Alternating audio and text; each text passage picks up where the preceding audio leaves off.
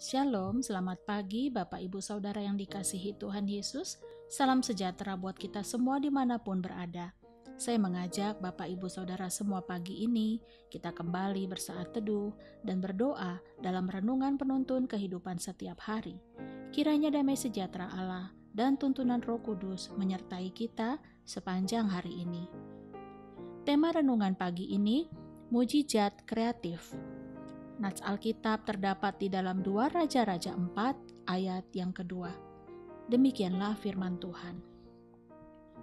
Jawab Elisa kepadanya, "Apakah yang dapat kuperbuat bagimu? Beritahukanlah kepadaku apa-apa yang kau punya di rumah." Berkatalah perempuan itu, "Hambamu ini tidak punya sesuatu apapun di rumah, kecuali sebuah buli-buli berisi minyak." Saudaraku yang dikasihi Tuhan Yesus, ketika kita membaca keseluruhan dari konteks firman Tuhan dalam 2 Raja-Raja 4 ayat 1 sampai dengan 7, kita mengetahui bahwa masalah keuangan, masalah ekonomi pasti pernah dialami semua orang. Bahkan bisa terjadi kepada keluarga hamba Tuhan. Demikian juga yang terjadi kepada wanita janda ini. Dikatakan Alkitab bahwa suami dari wanita ini adalah seorang yang percaya dan suaminya adalah seorang nabi, yaitu seorang hamba Allah yang terlibat dalam pelayanan dan pengajaran Elisa telah meninggal dunia. Dan wanita janda ini kemudian mengalami kesulitan ekonomi. Mungkin dalam mengatasi masalah keuangannya, ia meminjam kepada kreditur. Hutangnya terus bertambah banyak dan ia tidak dapat membayarnya. Sekarang bahaya mengancam hidupnya karena penagih hutang itu datang dan akan membawa kedua anaknya untuk dijadikan budak. Kita tentu dapat membayangkan betapa pedihnya hati seorang ibu jika anak-anaknya harus diambil oleh orang lain dan dijadikan budak atau pelayan. Sungguh kalau itu sampai terjadi, wanita ini tidak mempunyai apa-apa lagi. Tetapi kemudian kita melihat, saudara, bahwa wanita janda ini tidak meratapi keadaannya dan tidak mengasihani dirinya sendiri. Artinya ia tidak berputus asa, meskipun keadaannya benar-benar dalam kesulitan dan terancam.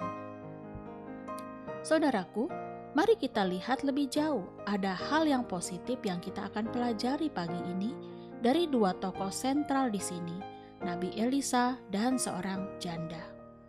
Pertama, kita lihat bagaimana wanita janda ini bertanya kepada Nabi Elisa. Nabi Elisa di sini dapat kita gambarkan sebagai Allah. Saudara, coba kita ingat-ingat. Ketika kita benar-benar sedang terjepit dalam masalah dan tidak tahu lagi kemana mencari solusi, apa yang kita lakukan?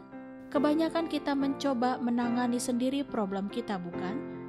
Bahkan kalau masalahnya adalah tidak dapat membayar hutang, biasanya orang akan meminjam lagi kepada orang lain untuk menutupi hutangnya kepada kreditur.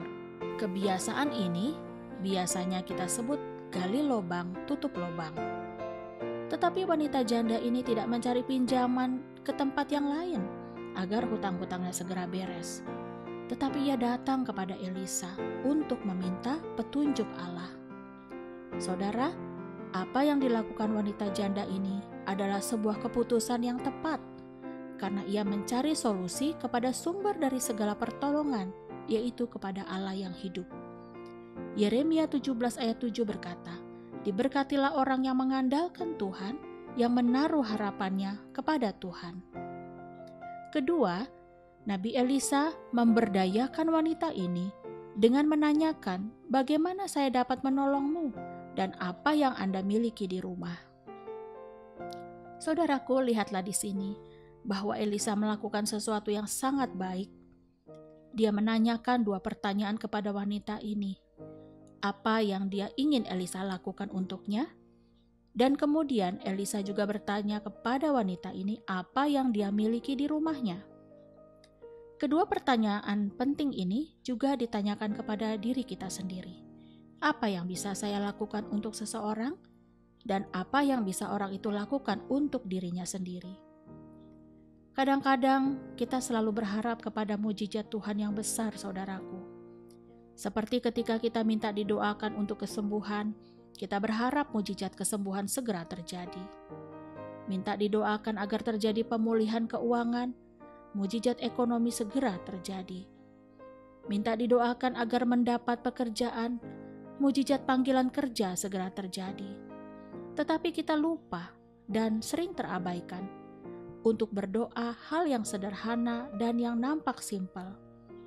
Tunjukkanlah hikmat-Mu ya Tuhan, dan berdayakan saya untuk melakukan sesuatu agar mujizat kreatif terjadi dalam hidupku, dalam keluargaku, dalam usahaku. Pernahkah saudara berdoa seperti itu? Saudara, wanita janda ini hanya menunjukkan minyak yang dia punya dalam buli-buli. Wanita ini diberdayakan kemudian oleh Nabi Elisa. Dan dari minyak itu mujizat kreatif turun atasnya. Dari minyak itu, wanita janda ini mendapatkan penghasilan. Ia dapat membayar hutang, dan selebihnya hal itu mendatangkan perubahan positif bagi dirinya dan keluarganya. Ketiga, Nabi Elisa meminta wanita ini untuk terlibat dalam komunitas. Saudara, mengapa Elisa meminta agar wanita janda ini meminta botol-botol kosong kepada para tetangganya? Tahukah saudara, pelajaran rohaninya adalah kita sebagai anak-anak Tuhan, sebagai gerejanya, bukanlah orang-orang yang memiliki pikiran individualistis. Tetapi kita adalah bagian dari tubuh Kristus, anggota kerajaan Allah yang diwujudkan dalam komunitas. Keluarga di dalam Tuhan yang saling memperhatikan, saling menolong, dan saling mendoakan. Bukankah Galatia 6 ayat 2 berkata, "Bertolong-tolonganlah menanggung bebanmu, demikianlah kamu memenuhi hukum Kristus." Kita lihat wanita janda ini disupport oleh komunitasnya. Artinya, gereja yang sehat akan memperhatikan tubuh Kristus. Tetapi jangan lupa, kita sebagai tubuh Kristus, sebagai umat Tuhan harus juga bergerak, harus juga aktif dalam komunitas kita, dalam lingkungan dan gereja. Dan yang keempat, wanita janda ini memiliki respon yang baik dan taat. Saudara, wanita ini tetap memiliki respon yang baik dan percaya dengan apa yang Nabi Elisa perintahkan. Memang ia tidak memiliki pengalaman dalam usaha atau bisnis, tetapi Tuhan menyediakan apa yang dia butuhkan.